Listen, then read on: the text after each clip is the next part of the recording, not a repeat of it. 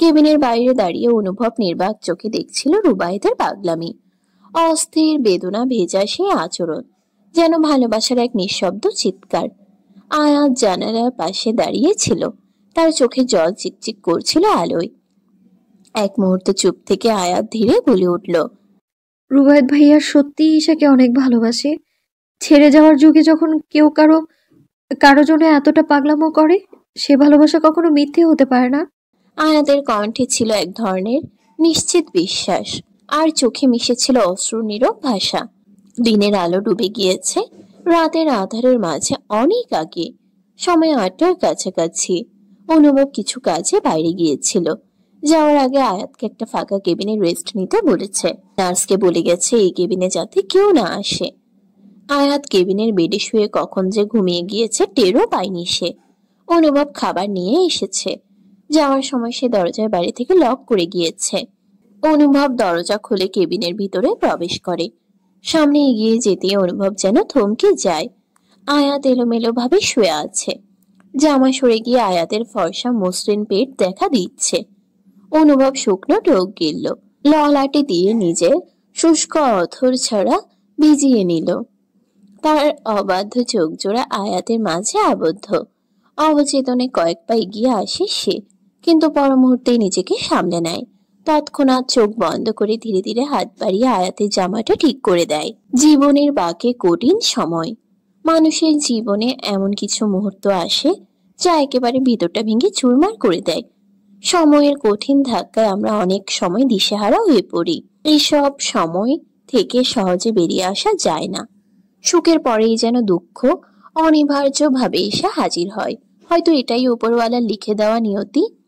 জীবন মানেই তো এই নিয়তি স্রোতে ভেসে চলা, কখনো হাসি, কখনো কান্না, কখনো পাওয়া, কখনো না পাওয়া। তবে এটাও সত্য, অন্ধকারের পরই আসে আলো। খারাপ সময়ে কখনো কখনো নতুন কিছু শেখায়, শক্ত করে তোলে আমাদের, আর পথ দেখায় ভবিষ্যতের। শেখ পরিবারে নেমে এসেছে শোকের ছায়া।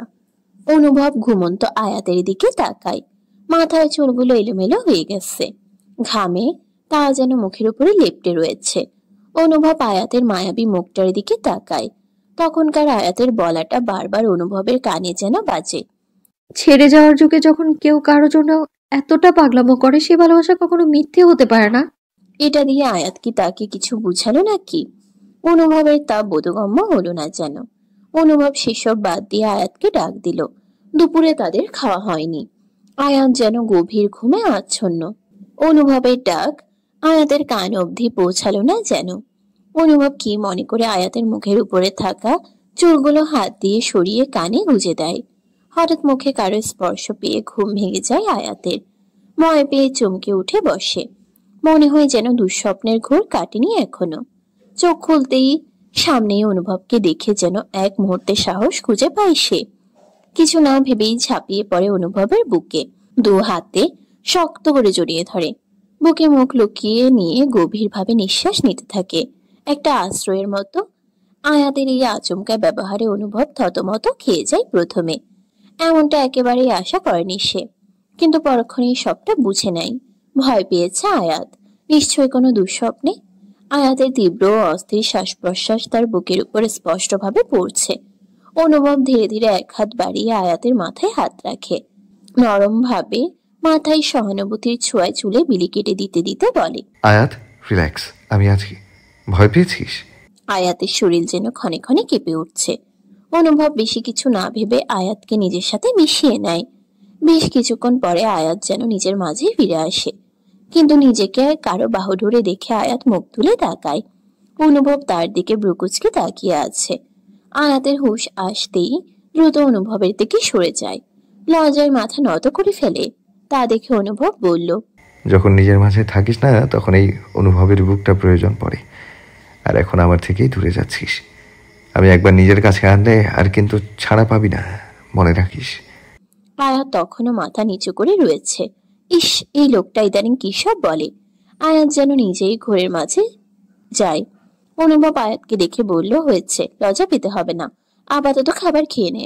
আয়াতের ঈশার কথা মনে হয়। ইস, সে কখন ঘুমিয়ে পড়ল। আয়াত অনুভবকে দেখে বলল, আমি কতক্ষণ ঘুমিয়েছি, আর ঈশার কি অবস্থা এখন? অনুভব এক দীর্ঘশ্বাস ফেলে বলল, আগের মতোই। তুই অনেকক্ষণ ঘুমিয়েছিস, এখন যা ফ্রেশ হয়ে নে। আয়াত আর বিরক্তি করলো না, উঠে দাঁড়ায় সে। শরীরের জামা কাপড় ঠিক করে নিয়ে চারদিকে তাকালো, তারপর সে ওয়াশরুমের দিকে এগিয়ে যায়। আয়াত ফ্রেশ হয়ে বের হলে রুমে কাউকে দেখতে পায় না। মনে মনে বলল, কই গেল এই লোকটা? অনুভব কেবিন থেকে বের হয়ে ঈশার কেবিনের দিকে যায়। দেখতে পায় রুবায়েত কেবিনের বাইরে বসে আছে।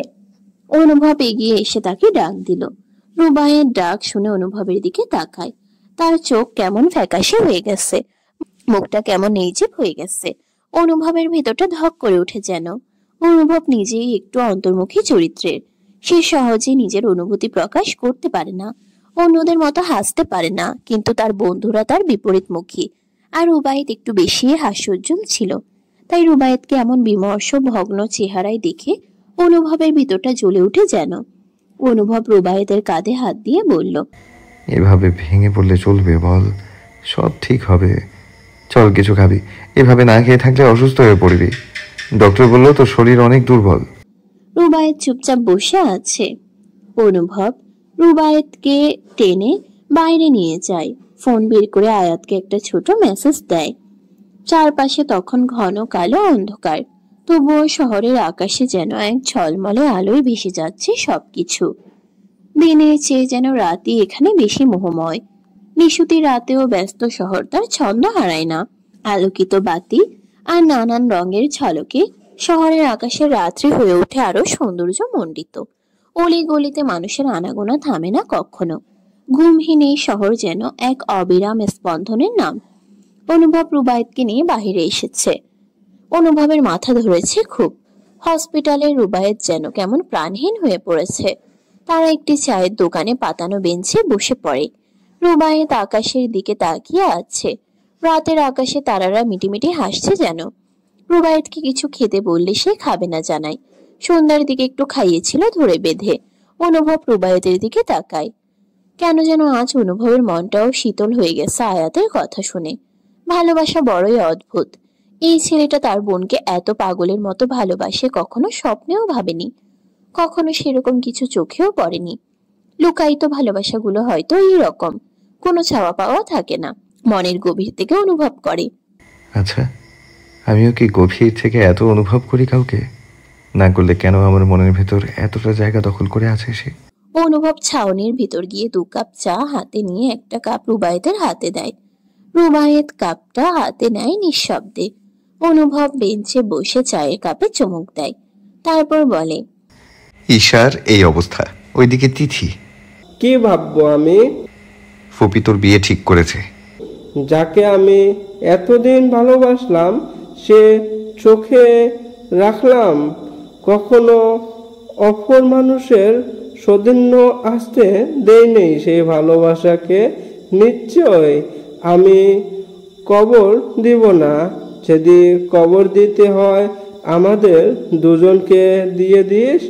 আমি না বাঁচলে মোর বোন অসুস্থ হয়ে কি হবে? আর তোর বোন আমায় ফাঁকি দিলে আমি বেঁচে কি করব? মা আমার মতামত না নিয়ে এই কাজ করেছো, সেটা মা বুঝবে।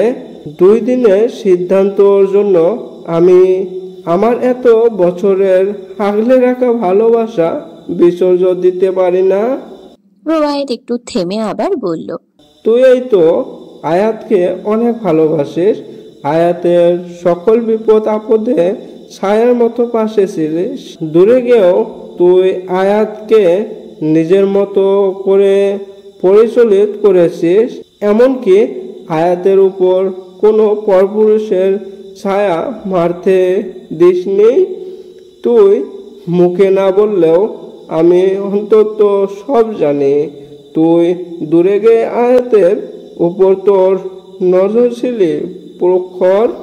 তাহলে আমি কাছে থেকে আগলে রেখে কিভাবে সারি বল? ভালোবাসা কি এক দুনিয়ার ব্যাপার? অনুভব বলার মতো কিছু পেল না। আসলে অনুভবকে গোড়া থেকে রুবায়েত আর রাহান পুরোটা জানে, চিনে। শুধু বিয়ের ব্যাপারটা লুকায়িত ছিল মাত্র। সময় গড়ালো। আয়াত ঈশার কাছে একা রয়েছে, তাই অনুভব আর দেরি করলো না। তারা উঠে দাঁড়ালো, বিল দিয়ে হসপিটালের দিকে চলে গেল। অহমিকা শেখ মেয়ের জন্য জায়নামাজে বসে দোয়া করছেন। রহিমা তাদের জন্য রান্না বান্না করছে। আয়েশারা সকলে শেখ ম্যানশনে এসেছে। ভাইয়ের পরিবারের এই দুঃসময়ে যদি পাশে না থাকে তাহলে কিসের ভাই বোন? তাছাড়া তার ছেলের যা অবস্থা তাতে তিনি নিজেও বুঝেছেন ঈশাকে ঠিক কতটা ভালোবাসে। তিনি ছেলের বিষয়ে কখনো ভুল সিদ্ধান্ত নেননি। ছেলেও কখনো তাকে কোনো কিছু নিয়ে অভিযোগও করেনি। কিন্তু এই প্রথম নিজের করা কাজে নিজেই অনুতপ্ত। আয়েশা খুব ভালো করে বুঝেছেন রুবায়েতের কাছে ঈশার জায়গাটা ঠিক কোথায়। কিন্তু তিথি, ইব্রাহিম শেখ সোফায় বসে আছেন। আয়েশা ইব্রাহিম শেখের কাছে গিয়ে বসে বলল, ভাইজান। ইব্রাহিম শেখ চোখ তুলে তাকালো। এক বাবার অসহায়ত্ব যেন ফুটে উঠেছে। নরম স্বরে বলল, কিছু বলবি আয়েশা? আয়েশা তার বড় ভাইকে গভীর শ্রদ্ধা ও ভালোবাসে। বড় ভাই সবসময় তার পাশে থেকেছেন বলেই হয়তো তাদের মধ্যে এক ধরনের অটুট সম্পর্ক গড়ে উঠেছে। অন্যদিকে ছোট ভাই প্রায়ই দূরে থাকার কারণে আয়েশার সঙ্গে তার সেই ঘনিষ্ঠতা গড়ে ওঠেনি। তার দুই ভাবি মাটির মানুষ। ননদ হিসেবে কখনো দুর্ব্যবহার অন্যদের মতো করেনি, বোনের মতো দেখেছিল। তার ছোট ভাবির অকাল মৃত্যুতে তিনিও অনেক ভেঙে পড়েছিলেন। আয়েশা ইব্রাহিমের দিকে তাকিয়ে নিচু কণ্ঠে বলল, ভাইজান, এই মুহূর্তে মনে হচ্ছে আমি কোনো বড় ভুল করে ফেলেছি। রুবাইয়াদের চোখের দিকে তাকালে আমি তার ভেতর অস্থিরতা স্পষ্ট দেখতে পাই। ঈশার এমন অবস্থা, রুবাইয়াতের এই পাগলামি, সব কিছু মিলিয়ে মনে হচ্ছে আমি কোনো সিদ্ধান্ত নিতে ভুল করছি। সব সময় ভেবেছি আমি যা করছি তা ওর ভালোর জন্যই করছি। ছোট থেকে আজ অবধি ও কখনো আমার কোনো সিদ্ধান্তে প্রশ্ন তোলেনি, কোনো অভিযোগ করেনি। হয়তো ভেবেছি আমার প্রতিটি সিদ্ধান্তই ও সন্তুষ্ট। কিন্তু এবার মনে হচ্ছে আমি ওর হৃদয়ের সবচেয়ে বড় চাওয়াটা উপেক্ষা করেছি। রুবাইয়াতের বাবা ব্যবসার কাজ নিয়ে দেশ বিদেশে থাকেন। আমি একা হাতে ছেলে মেয়েকে বড় করেছি। সব সময় চেষ্টা করেছি ওদের কোনো চাওয়া অপূর্ণ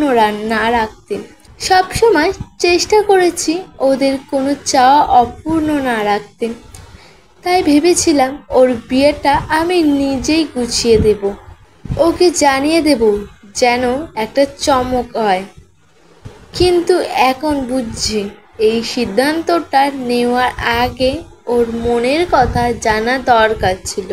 ভাইজান, রুবাইয়াতে সত্যি ঈশাকে খুব ভালোবাসে। তিথি এগিয়ে আসছিল আয়েশা বেগমের দিকে, কিন্তু হঠাৎ আয়েশার মুখে শোনা কয়েকটি কথা তার পা আটকে দেয়। হৃদয়ের গহীনে এক তীব্র প্রশ্ন খেলে যায়। রুবায়েত ভাই কি সত্যি তাকে নয় ঈশাকে ভালোবাসে?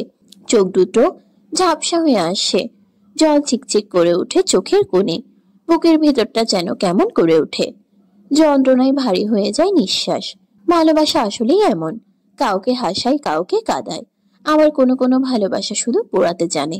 তিথি নিজের মনে প্রশ্ন করে, আমি যদি শুধু ভালোবেসে এতটা কষ্ট পাই তাহলে ঈশার অবস্থা, রুবায়েত ভাইয়ের হৃদয় কি তোলপাড় চলছে? চোখের জল গড়িয়ে পড়ে গাল বেয়ে, কিন্তু কাউকে দেখার সুযোগ না দিয়ে দ্রুতই তা মুছে ফেলে। মুখে এক মিথ্যে হাসি ফুটিয়ে এগিয়ে যায় সামনে, গলা স্বাভাবিক রেখে বলে, মামি। আয়েশা বেগম তিথির দিকে তাকান। তিথি কাছে গিয়ে ঈশার কাছে বসে পড়ে। আয়েশার পাশে বসে পড়ে। আয়েশা বেগম এক হাত তিথির মাথায় রেখে মমতা ভরা কণ্ঠে বলেন, তোমাকে আমি মিথ্যে স্বপ্ন দেখিয়েছি রে তিথি, আমায় ক্ষমা করে দিস। ভেবেছিলাম তোকে একদিন নিজের ঘরে নিয়ে আসবো, কিন্তু রুবাইয়াতে যে ঈশাকে ভালোবাসে। তিথি মুখে হাসি ধরে রেখে ধীরে বলে, আমি জানি মামি, তাছাড়া হসপিটালে রুবায়েত ভাইয়ার পাগলামি আমরা সবাই দেখেছি। আমি কিছু মনে করিনি। যা আমার ভাগ্য নেই তা নিয়ে মন খারাপ করেই বা কি হবে? তারপর আবার বলে, জীবন সঙ্গী তো তাকেই করা উচিত যাকে নিজের সমস্ত হৃদয় দিয়ে ভালোবাসা যায়। রুবায়েত ভাইয়ের সেই অধিকার আছে। তিথির গলা কাঁপছিল, কিন্তু তার ভেতরের ঝড়টা সে হাসির আড়ালে ঢেকে। কখনো কখনো ভালোবাসা মানে নিজেকে ভাঙা, আর সেই ভাঙা হৃদয় নিয়েই অন্যের ভালোবাসার পথ মসৃণ করে দেওয়া। তিথি আর কিছু বলল না। হঠাৎই যেন শব্দগুলো গলার গভীরে আটকে গেল। দ্রুত উঠে দাঁড়িয়ে ড্রয়িং রুম থেকে বেরিয়ে যায় সে। কোনো দ্বিধা নেই, কোনো প্রতিক্রিয়া নেই, যেন আর এক মুহূর্ত সেই জায়গায় থাকা তার পক্ষে সম্ভব নয়। বুকের ভেতর জমে থাকা ভালোবাসাহীনতার যন্ত্রণা হু হু করে বেরিয়ে আসতে চাইছে, আর তিথি কিছুতেই সেটা থামাতে পারছে না। চোখের অশ্রুগুলো আজ বিদ্রোহ করেছে, থামার নাম নিচ্ছে না। সে ছুটে যায় ছাদের দিকে, যেন মুক্তি একমাত্র সেখানে। ছাদের রেলিং ধরে দাঁড়িয়ে পড়ে, চোখ মুখ চেপে ধরে কান্না চাপতে চেষ্টা করে, কিন্তু পারছে না। শব্দহীন এক কান্না গিলে ফেলেছে তার পুরো সত্তাকে, যেন হৃদয়টা ফেটে যাচ্ছে, আর সেই ফাটল দিয়ে বেরিয়ে আসছে অজস্র ব্যথা। সময় তখন রাত 1টা। হাসপাতালের বাতাসে যেন একটা নিস্তব্ধতা ছেয়ে গেছে। চারদিক ঘুমিয়ে পড়েছে, শুধু কিছু মানুষের ভেতরকার অস্থিরতা জেগে আছে। রুবায়েত ঈশার পাশে একটি চেয়ারে বসে আছে। তাকে বারবার বাসায় যেতে বলা হয়েছে, কিন্তু সে কিছুতেই যেতে রাজি নয়। অনুভব আর জ্বর করেনি। সে জানে এখন কিছু করলে পরিস্থিতি আরো খারাপ হতে পারে। এই সময়ে আহান এসেছিল। অনুভব তাকে আগেই ডেকেছিল কিছু জরুরি কাজের জন্য। দুজনে করিডোরের একপাশে দাঁড়িয়ে কথা বলে। অনুভব কাজগুলো বুঝিয়ে দেয়, আর তারপর আহান চলে যায়। অন্যদিকে আয়াত হাসপাতালের করিডোরের জানালার পাশে দাঁড়িয়ে আছে। সে তাকিয়ে আছে দূরের আকাশের দিকে। চাঁদটা যেন বেশি বড় আর উজ্জ্বল। হাসপাতাল জুড়ে গভীর নিস্তব্ধতা, কোনো আওয়াজ নেই। আয়াতের চোখে ঘুম নেই। সন্ধ্যায় একটু ঘুমিয়েছিল বলেই হয়তো এখন ঘুম আসছে না। তার চোখে যেন হাজারো চিন্তার ভিড়। সেই মুহূর্তে অনুভব এক পলক আয়াতের দিকে তাকিয়ে ধীর পায়ে এগিয়ে যায় আয়াতের দিকে। আয়াত কারোর উপস্থিতি টের পেয়ে পাশে ফিরে তাকায়, দেখে অনুভব তার পাশেই দাঁড়িয়ে। দুজনের চোখে চোখ পড়ে, কিন্তু কেউ কিছু বলে না। তারপর আয়াত আবারও জানালার দিকে ফিরে তাকায়। অনুভব ধীরে বলে, এখানে দাঁড়িয়ে আছি যে, অনেক রাত হয়েছে। আয়াতের মাঝে কোনো প্রতিক্রিয়া দেখা গেল না। অনুভব একটু ধমকে সুরে বলল, কিছু বলেছি আমি? আয়াত এবার অনুভবের দিকে তাকিয়ে একটু গম্ভীর ভঙ্গিতে বলল, একটা সত্যি কথা বলবেন অনুভব ভাই? অনুভব চোখ সরিয়ে সামনের দিকে তাকালো, গলায় একটা নির্লিপ্ত স্বর। কি বলবি বল। আয়াত এবার একটু বেশি সিরিয়াস হয়ে বলল, আপনি গত বছর শেখ মেনশনে এসেছিলেন তাই না? আমি আপনাকে দেখেছি। আয়াতের কথায় অনুভব যেন খানিকটা চমকে উঠল। মুহূর্তের জন্য চোখে পড়ল বিস্ময়ের ছায়া, কিন্তু পরক্ষণেই নিজেকে সামলে নিল সে। ঠান্ডা গলায় বলল, রাত দুপুরে কি তুই পাগল হয়ে গেছিস? আমি তো দেশে ফিরেছি এই কদিন হলো। তাহলে গত বছর কিভাবে মেনশনে যাব? একটু প্রশ্রয় কি দিলাম, মাথায় চড়ে বসেছিস? অনুভবের কথা শুনে আয়াত থতমত খেয়ে যায়। সে কি বলল আর কত কথা শুনিয়ে দিল। আয়াত মুখখানা গোমরা করলো, আর কিছু বলল না। আবারও আকাশ দেখতে লাগলো। আয়াতের মুখটা চাঁদের আলো স্পষ্ট দেখতে পায় অনুভব। অনুভব নিঃশব্দে হাসলো মাত্র। তারপর অনুভব আয়াতের হাত টেনে ধরে নিজের দিকে নিয়ে আসে। তারপর বলে, চল এখান থেকে। চাঁদের কলঙ্ক তোর গায়ে মাখতে হবে না, তুই শুধু আমার কলঙ্ক মাখবি। অনুভবের এমন কথায় আয়াত গোল গোল চোখে তাকায়। ইদানিং সে এই অনুভবকে একদম চিনতে পারে না কেন। ফর্সা মুখটা লাল হয়ে আছে যেন। চটজলদি সেখান থেকে চলে যায় আয়াত। রাতের ঘন কালো অন্ধকার কেটে আসে নতুন দিনের সূচনা। রাত পেরিয়ে যখন প্রথম ভোরের আলো দেখা দেয়, তখনই যেন মানুষের মধ্যে জেগে উঠে নতুন দিনের কর্মচাঞ্চল্য। হাসপাতালের করিডোরে শুরু হয় মানুষের আসা যাওয়ার দৃশ্য। কেউ আসছে, কেউ ফিরে যাচ্ছে। কারো চোখে ক্লান্তি, কারো মুখে আশার ছায়া। আবার কেউ প্রিয় মানুষের সুস্থতার প্রতীক্ষায় নির্বাক দাঁড়িয়ে সময়ের সঙ্গে যুদ্ধ করছে। এই করিডোর যেন শুধুই ইট পাথরের পথ নয়, এখানে দাঁড়িয়ে আছে হাজারো মানুষের আশা, অপেক্ষা। সকালের দিক হসপিটালে উপস্থিত হয় অহমিকা শেখ, আয়েশা, তিথি। অনুভব তখন কিছু কাজে বাইরে গিয়েছিল। আয়াত তাদের দেখে বলল, বড়াম্মু। অহমিকা শেখের চোখ মুখ শুকিয়ে কাঠ হয়ে গিয়েছে। মেয়ের জীবন মরণের মাঝখানে মা হয়ে কিভাবে গলা দিয়ে খাবার নামাবে। আয়াতের ডাকে অহমিকা শেখ তাকায় তার দিকে, চোখে তার অসহায়ত্বে ভরা। আয়াত অহমিকা শেখকে বলল, চিন্তা করো না বড় আম্মু, সব ঠিক হয়ে যাবে। আয়েশা ছেলের দিকে তাকায়। রুবায়েত কেমন জানি চুপচাপ। আয়েশার সাথে কথা বলা তো দূর, তাকালো না সে, চুপচাপ মাথা নিচু করে বসে আছে। আয়েশা বেগম রুবায়েতের পাশে বসে বলল, আমার উপর রেগে আছিস রুবায়েত? রুবায়েত মায়ের কথায় চোখ তুলে তাকালো। রুবায়েত যেন পাথর হয়ে গেছে। খাই না, ঘুমাই না, শরীর ঠিক থাকবে কিভাবে? রুবায়েত চুপচাপ উঠে দাঁড়ালো। মায়ের উপর বড্ড অভিমান, অভিযোগ। এত বড় একটা কাজ করলো, তাকে একটাবার বলেনি। রুবায়েত উঠে ঈশার কেবিনের দিকে যায়। প্রতিমধ্যে তিতিশ দেখা পায়। রুবায়েত মুখ ফিরিয়ে সামনে এগুতে নিলেই তিথি ডাক দেয়, রুবায়েত ভাই। রুবায়েতের পা থেমে যায়।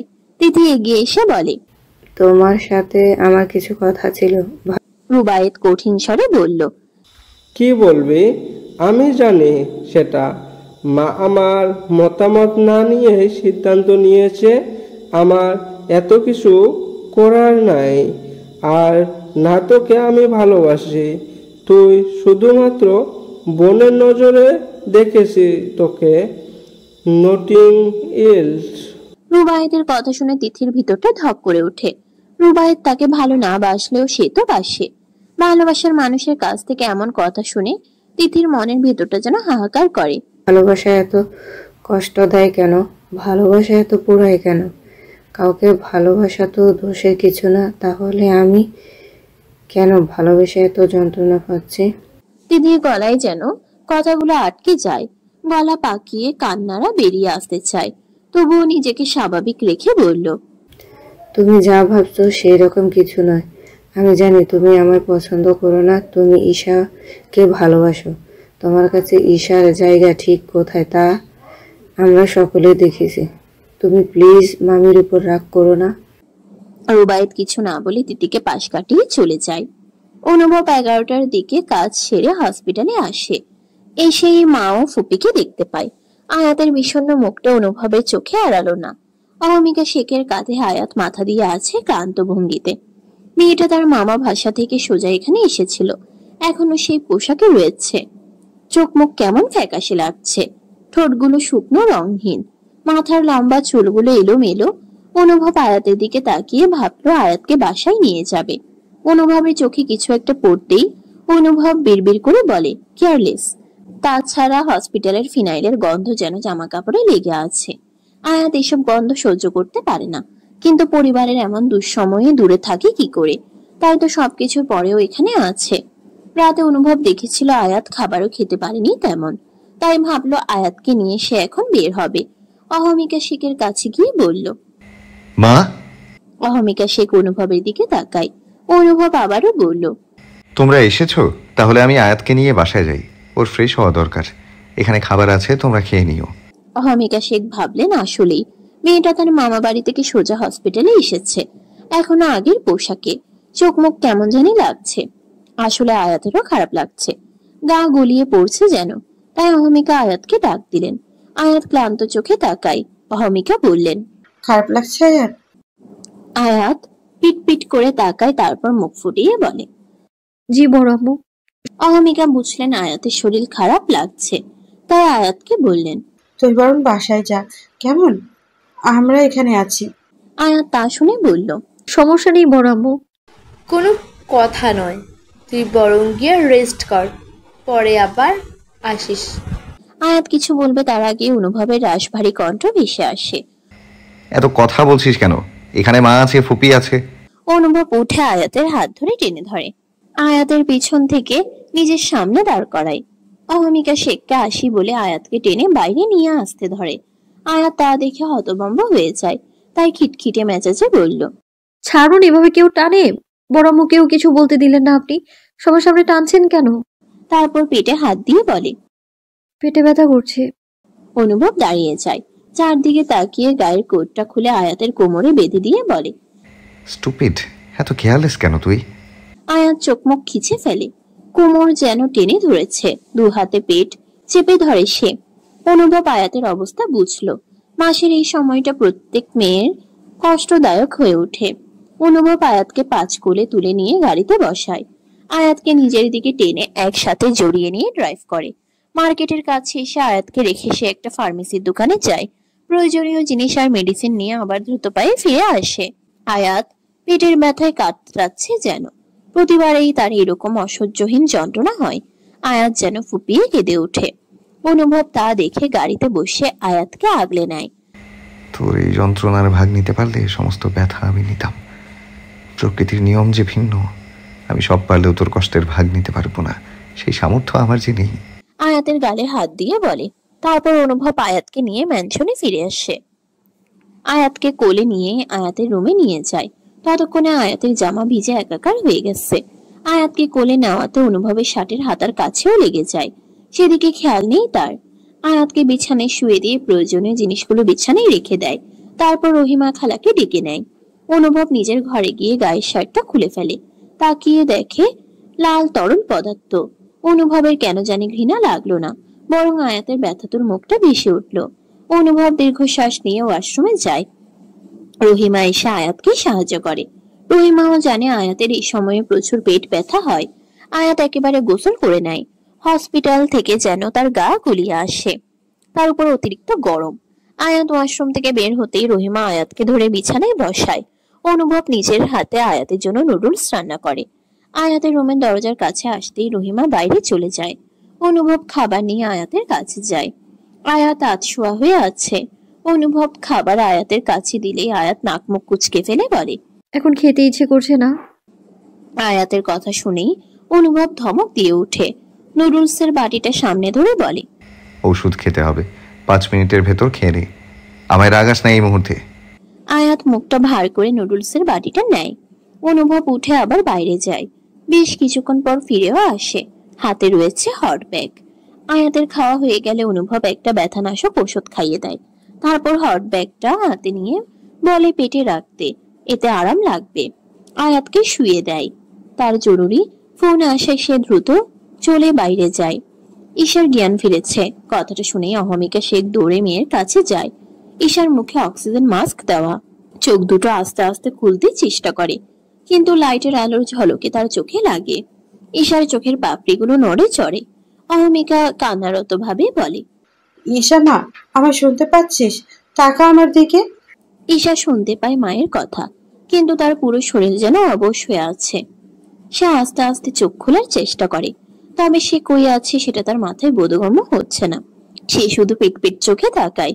ঈশার জ্ঞান ফেরার কথা ইব্রাহিম শেখের কাছে পৌঁছাতেই তিনি দ্রুত সমস্ত কাজ ফেলে হসপিটালে ছুটে আসেন।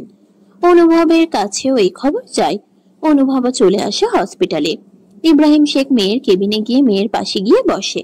অহমিকা শেখ তখনও ঈশার পাশে বসেছিল।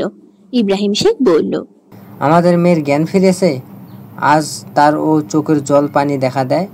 সকলে ঈশার সাথে একে একে দেখা করে বাহিরে যায়। ডক্টর বলে বেশিক্ষণ রোগীর কাছে থাকা যাবে না। রুবায়েত এখনো ঈশার সাথে দেখা করেনি, তার যেন ভয় করছে। তারই কারণে ঈশার আজ এই অবস্থা। তাকে দেখে যদি উত্তেজিত হয়ে হিতে বিপরীত কিছু হয় তখন এই ভয়ে সে মাথা নিচু করে করিডোরের চেয়ারে বসে থাকে। এই কয়দিন এই ঈশার জন্য পাগলামি করলেও আজ ঈশার সামনে যাওয়ার সাহসটুকু হচ্ছে না। অনুভব রুবায়েতের পাশে গিয়ে বসে। রুবায়েতের কাঁধে হাত দিয়ে বলে, ঈশার জ্ঞান ফিরেছে, তুই এখনো দেখা করলি না যে? রুবায়েত চোখ তুলে তাকায় অনুভবের পানে। কাপা কাপা কণ্ঠে বলে, আমার তোর বোনের সামনে যাওয়ার সাহস হচ্ছে না রে। আমায় দেখলে সে উত্তেজিত হবে, এতে করে ওর ব্রানে আঘাত লাগবে। আমি যাব না আমার লিটল গার্লের সামনে। অনুভব হাসলো। এই কয়দিনের রুবায়েতের পাগলামি দেখলেও আজ যেন সে অন্য একটা রুবায়েতকে দেখছে। তার বোনের জন্য পাগলামি করে এখন সামনে যেতে ভয় পাচ্ছে। অনুভব রুবায়েতকে আশ্বস্ত করে বলল, কিছুই হবে না, তুই গিয়ে একবার দেখা করে দে। অনুভবের রুবায়েত কি করবে ভেবে পাচ্ছিল না। তার তো যেতে ইচ্ছে করছে, কিন্তু ঈশার কথা ভেবে সে এখনো বসে রয়েছে।